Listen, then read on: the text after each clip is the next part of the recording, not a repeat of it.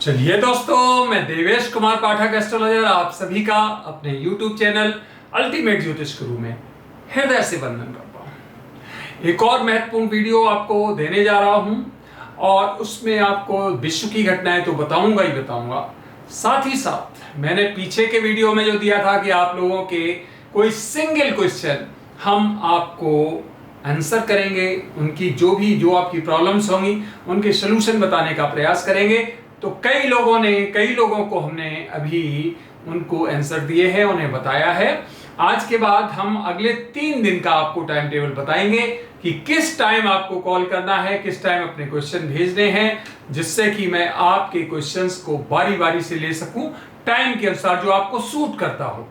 क्योंकि कुछ हम मॉर्निंग सेशन में ले रहे हैं, दोपहर के सेशन में, कुछ आफ्टरनून के सेशन में 2 आपको स्लॉट दे रहे हैं। उनमें आपके क्वेश्चन जैसा आपको टाइम सूट करे आप हमें भेज सकते हैं और उसी समय कॉल कर सकते हैं। तो ये वीडियो में किसी महत्वपूर्ण पॉइंट पे बताऊंगा, इसलिए जुड़े रहिए, पूरा वीडियो देखिए। उसमें हम आपको बताएंगे कि कैसे आप हमें भेजें, क्या तरीका है। तो ये जानकारी रही आपके जो फ्री सॉल्यूशंस हम दे रहे हैं सावन के महीने में, आप सबको पता है उसके बारे में। ज्यादातर जो क्वेश्चंस आए हैं वो या तो बीमारियों से संबंधित हैं या पर्सनल रिलेशनशिप जो घर में फैमिली में होता है उससे संबंधित है, या आर्थिक है। 3 ज्यादा कैटेगरी जो है वो लीड कर रही हैं। फिर उसके बाद करियर भी है और भी कई तरह के क्वेश्चंस है। तो जो बहुत इंपॉर्टेंट क्वेश्चंस होंगे उनको हम अलग वीडियो बना के बाकायदा बताएंगे आपको कि कौन सा क्वेश्चन है जो बहुत इंपॉर्टेंट, जो सबके लिए महत्वपूर्ण हो सकता है, वो मैं वीडियो देके बनाऊंगा। बाकी मैं पर्सनल आप सभी लोगों को जो आप कॉल करेंगे उस पर सलूशन दूंगा आपके प्रॉब्लम्स का। सिंगल क्वेश्चन पूछना है, ये ध्यान रखिए। सिंगल पॉइंटेड क्वेश्चन आपको भेजना है, जो अभी मैं आपको आगे बताऊंगा, पूरी जानकारी दूंगा, उसी हिसाब से आपको आगे चलना है। क्योंकि कई लोगों ने कई क्वेश्चन भेज दिए तो जवाब नहीं हो पाएगा, उनका नाम नहीं आ पाएगा। ठीक है, तो देखिए, world is heading towards big destruction और डिस्ट्रक्टिव इवेंट्स। बिग डिस्ट्रक्शन और बिग डिस्ट्रक्टिव इवेंट्स, इसका मतलब है संहारक घटनाएं, जहां ज्यादा नुकसान अभी तक लगातार वही हो रहा है। आप देख रहे हो जो मैंने बताया था उसी तरह से चल रहा है, और संहारक की परिस्थितियां आ रही। क्यों आ रही बताऊंगा आपको, और इनके अलग अलग खंडों में भी आपको अगले वीडियोस में विवेचन दूंगा। तो चलिए ये वीडियो शुरू करते हैं। आगे बढ़ने से पहले चैनल सब्सक्राइब नहीं किया है तो चैनल सब्सक्राइब कर लीजिए, क्योंकि यहां पर मैं आपको भविष्य में घटित होने वाली घटनाओं के बारे में पहले ही बताने का प्रयास करता हूं, और आप देखते होंगे कि घटनाक्रम कुछ उसी तरह घटित होता पाया जाता है। शेयर करिए अपने ग्रुप्स में, कंटेंट्स अच्छे लगते हैं तो लाइक करते रहिए। तो चलिए आगे बढ़ते हैं, क्या है इस वीडियो में। सबसे पहले है एवरीवन एग्जॉस्टेड इन वॉर। इसका मतलब जो इस समय युद्ध चल रहा है सब एग्जॉस्ट हो चुके हैं, चाहे वो रूस हो, रसिया जिसको कहते हो, चाहे यूक्रेन हो, चाहे नाटो हो, चाहे अमेरिका हो। क्यों? क्योंकि सबके रिसोर्सेज बहुत ज्यादा इसमें खर्च हो चुके हैं और अब उन्हें उन रिसोर्सेज के साथ एक जो गति होती है वो बनाए रखना मुश्किल हो रहा है। और इसलिए ध्यान रखिए, यहां से और ज्यादा, मैंने जब आपको बताया होगा, देखिए और ज्यादा सघन होगा, अब और ज्यादा होगा, और उसी तरह से होता चला गया। मैंने बताया था मॉस्को के अंदर तक आपको दिखाई देंगे जो इस तरह के आक्रमण हैं, और देखो कहां तक मॉस्को में कितने बार हो चुके हैं, कितनी रिफाइनरी पे हो चुका है धमाका, कितने रेजिडेंशियल जो आपके अपार्टमेंट्स हैं या जो प्लेसेज हैं उन पर हो चुके हैं। मॉस्को में लगातार हो रहे हैं। मैंने बताया था कीव बर्बाद हो जाएगा, कीव के कई शहर बर्बाद हो जाएंगे, मींस यूक्रेन के कई शहर बर्बाद हो जाएंगे, उसमें कीव भी शामिल होगा, जिसमें बहुत बड़ा संहारक योग दिखाई दे रहा था। देखिए आप, पूरा का पूरा यूक्रेन लगभग बर्बाद हो चुका है। हर शहर में बॉम्ब फूट रहे हैं, मिसाइलें गिर रही हैं, लोग मर रहे हैं, घर से उठा के ले जा रहे हैं आर्मी के लोग, नेवी के लोग, या जो भी फोर्सेस के लोग हैं, घर से उठा के ले जा रहे हैं कि चलो लड़ो, क्योंकि अब कमी हो गई है, सैनिक नहीं रहे हैं। हर घर से देखते हैं वो कि अगर कोई भी जवान है, जवान का मतलब यंग कोई भी है, तो उसको उठा के ले जाते हैं, कोई जरूरत नहीं उसकी कंसेंट की। यही कुछ अब रूस में भी होने लगा है, वहां भी सैनिकों की कमी है, वो भी नॉर्थ कोरिया की कुछ हेल्प ले रहे हैं। और जो जिसको कहते हो आप किराए के लड़ने वाले जो होते हैं, मिशनरीज कहते हो जिसको, उनको मिशनरीज नहीं कहेंगे, रादर उनको लड़ाई के जो अलग अलग जो ठेके लेते हैं कह सकते हो आप, वो लोग उनको किराए पर ले रहे हैं।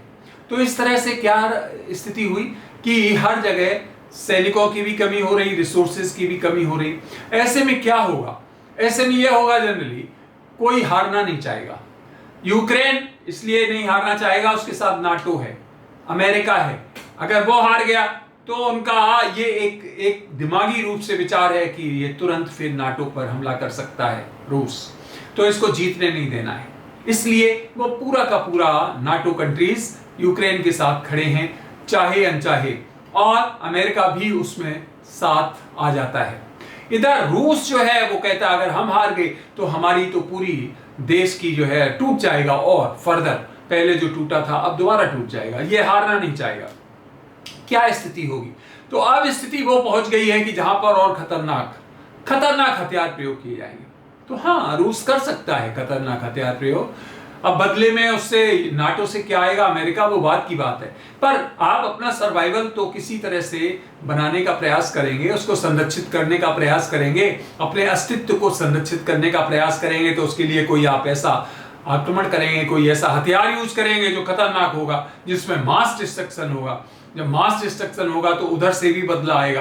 तो इसका मतलब क्या हुआ कि यहां हमें बड़ी घटनाएं दिखाई दे रही हैं। अभी कोई भी समझौते का मार्ग खुला हुआ नहीं दिखाई दे रहा है, तबाही दिखाई दे रही है, आर्थिक भी है, तो जिसको आप कहते हो मनुष्यों की बर्बादी है। बहुत लाखों लोग मारे जा चुके हैं, आपके पास हमारे पास खबरें भी नहीं आ पाती हैं।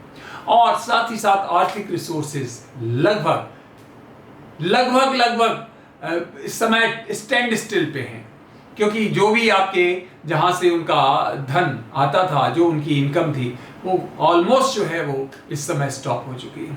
तो कहने का अर्थ यह हुआ कि अब जो समय आ रहा है बहुत खतरनाक है। ध्यान रखिए, यहां से किसी भी दिन आप सुन सकते हैं कि कोई बहुत बड़ा हथियार यूज कर लिया है यूएसएसआर ने, या जिसको आजकल रूस कहते हैं। अब यूएसएसआर नहीं बचा, पहले यूनाइटेड होता था कभी।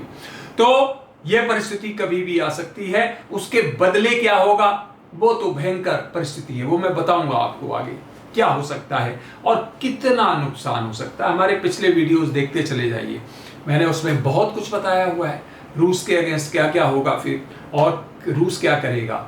तो वो सब घटनाएं अभी हमारे भविष्य के गर्भ में हैं, लेकिन मैं आपको पहले बता चुका हूं। तो पहला पॉइंट ये हो गया कि वहां पर प्रॉब्लम। दूसरा है ईरान के साथ प्रॉब्लम, इजराइल ईरान, यहां पर भी दिक्कत है।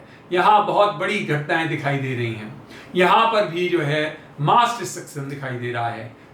ईरान में आपने देखा बहुत ज्यादा डिस्ट्रक्शन हुआ है, अमेरिका के भी सैकड़ों इसमें सैनिकों को या तो वो घायल हुए हैं या मौत का सामना करना पड़ा है।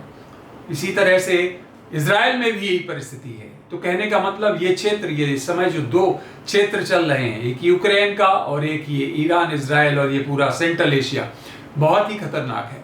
इसमें एक और महत्वपूर्ण घटना हो गई, आपको पता होगा, जिसमें मैं बार बार टर्की आपसे चिल्ला चिल्ला के कह रहा था। टर्की, सऊदी और तीसरा जो है पाकिस्तान, इन तीनों ने एक नाटो बनाया है। उसमें यह कहा है कि एक के ऊपर हमला दूसरे पर हमला या आक्रमण माना जाएगा। ये भी बहुत खतरनाक परिस्थिति है, क्योंकि अभी इसमें 3 हुए हैं, अभी इसमें देश बढ़ेंगे।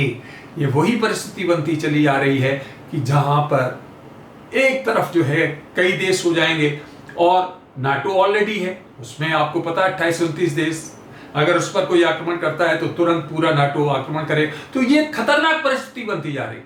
ये एक तरह से अलग अलग ब्लॉक बनते जा रहे हैं, एक अलग अलग एक समीकरण ऐसे बनते जा रहे हैं कि जब युद्ध होगा तो वो ब्लॉक एक दूसरे के सामने खड़े होंगे। तो बहुत खतरनाक परिस्थिति बनने जा रही है, जो ऑलरेडी हमने नरेट की हुई है। याद करिए वो वीडियो 2019 के हमारे, जिसमें मैंने कहा था कि पूरा का पूरा ये जो डिकेड है, जो 20 से और 29 तक का है, ऐसा होगा कि जिसमें डिस्ट्रक्शन आपको बहुत दिखाई देगा, कंस्ट्रक्शन भी साथ ही साथ होगा। उसमें मैंने 300 साल का टाइम दिया था, 300 साल में ऐसा कभी डिस्ट्रक्शन नहीं हुआ होगा जैसा अब होगा। उसमें आप देखिए वीडियोस हमारे। तो इसके बारे में आगे और मैं बताऊंगा। जो ये नाटो बना है 3 देशों का, ये सामान्य नहीं है, असामान्य है, और इसमें और भी देश करके आप अभी देखेंगे 12 देश इसमें जुड़ेंगे।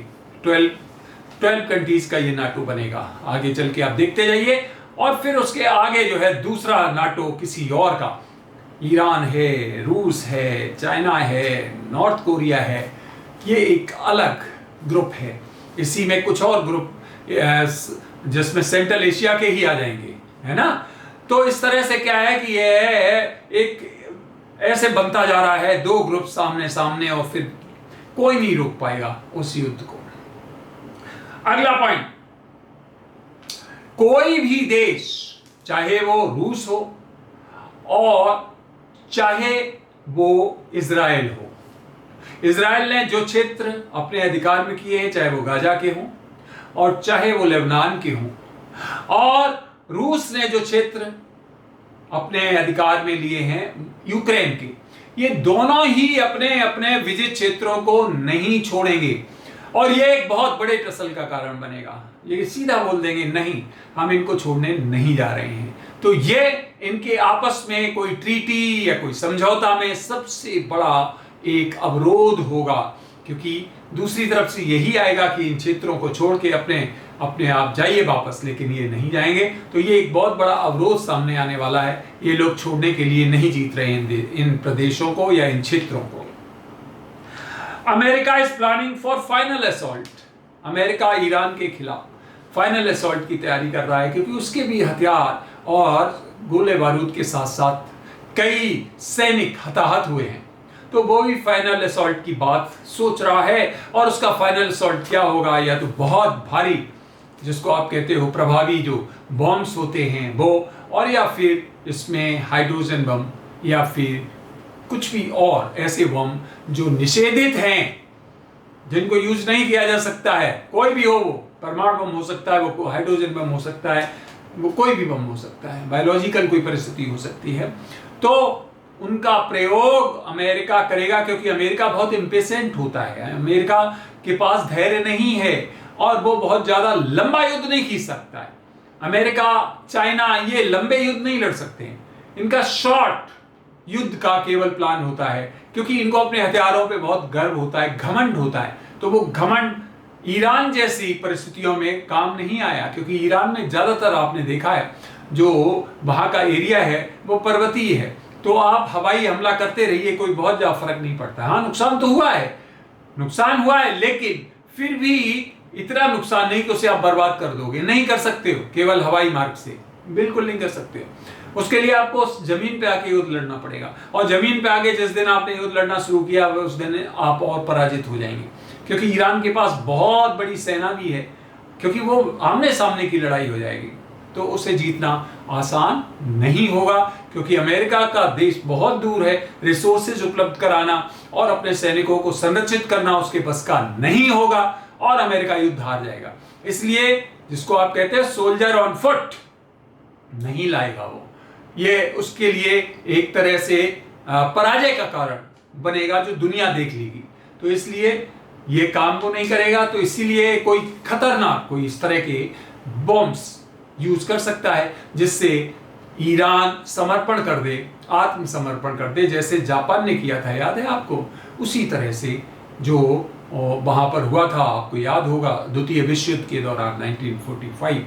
तो उसी तरह से अगर कुछ हो जाए, ऐसा अमेरिका सोच के काम करने की सोच रहा है, फाइनल असॉल्ट। तो इस तरह से ये दुनिया का जो क्षेत्र है वो पूरी तरह से तंग है, परेशान है। इंडिया को भी इस आग में लपेटने का प्रयास किया जाएगा।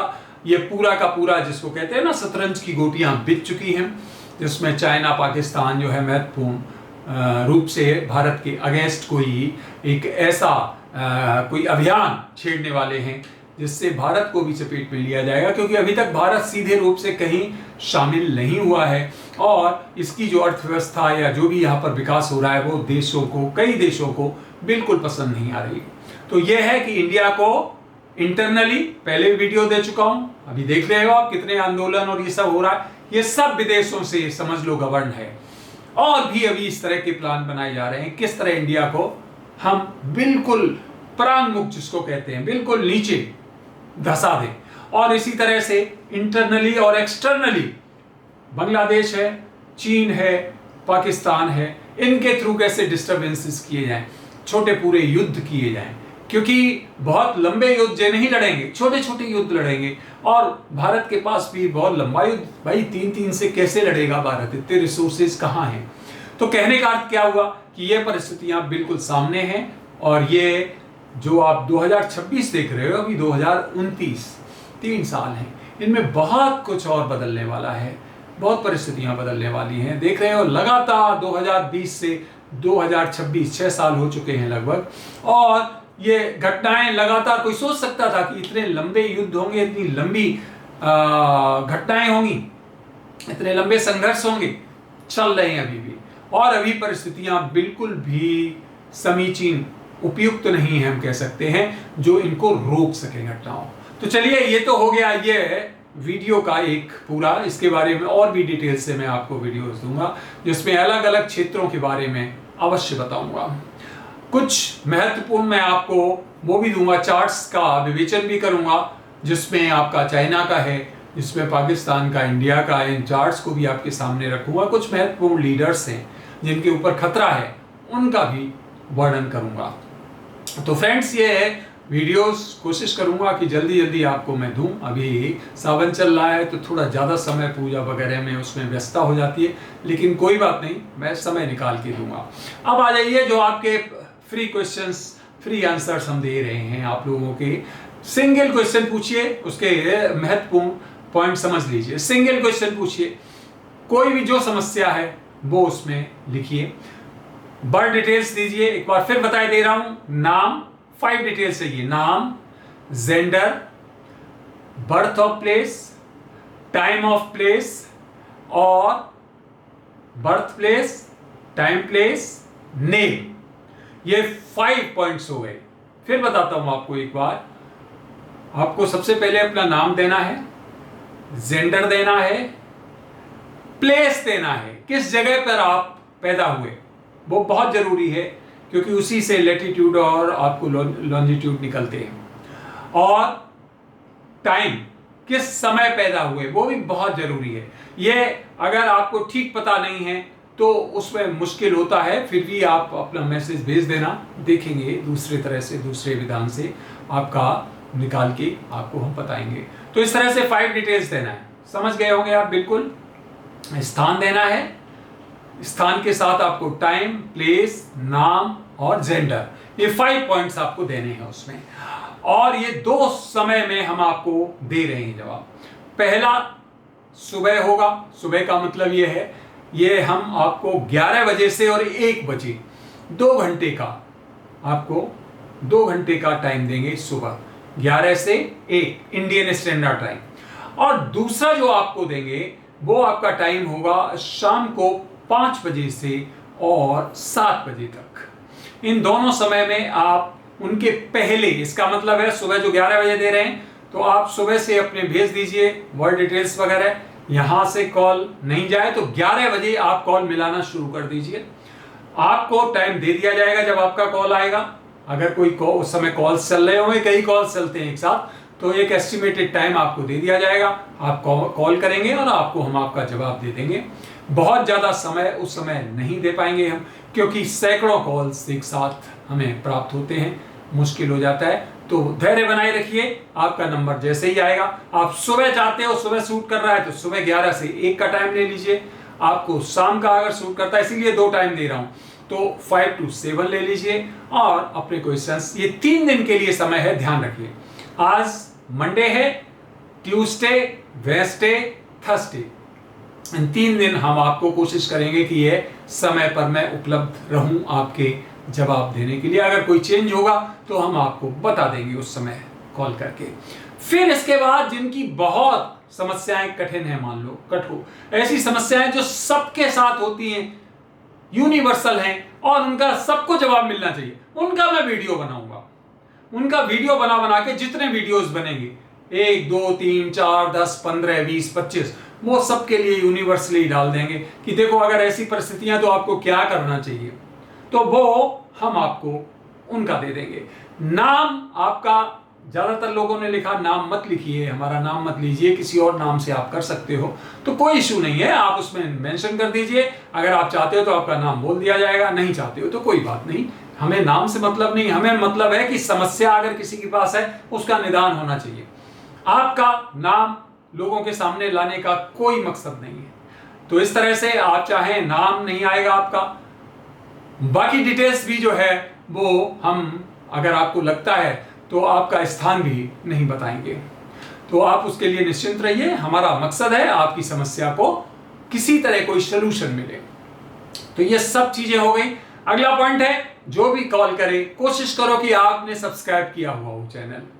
अगर सब्सक्राइब नहीं किया होगा, हो सकता है कि जो डिटेल्स हमारे पास मौजूद है उसमें आपका नाम ना आए, तो वो एक समस्या हो सकती है। कोशिश मैं ये कर रहा हूं कि सबको दूं मैं इस कालखंड में फ्री, कोई दिक्कत नहीं। फिर भी कुछ आप जो है चैनल को अभी सब्सक्राइब कर लीजिए अगर आपने नहीं किया।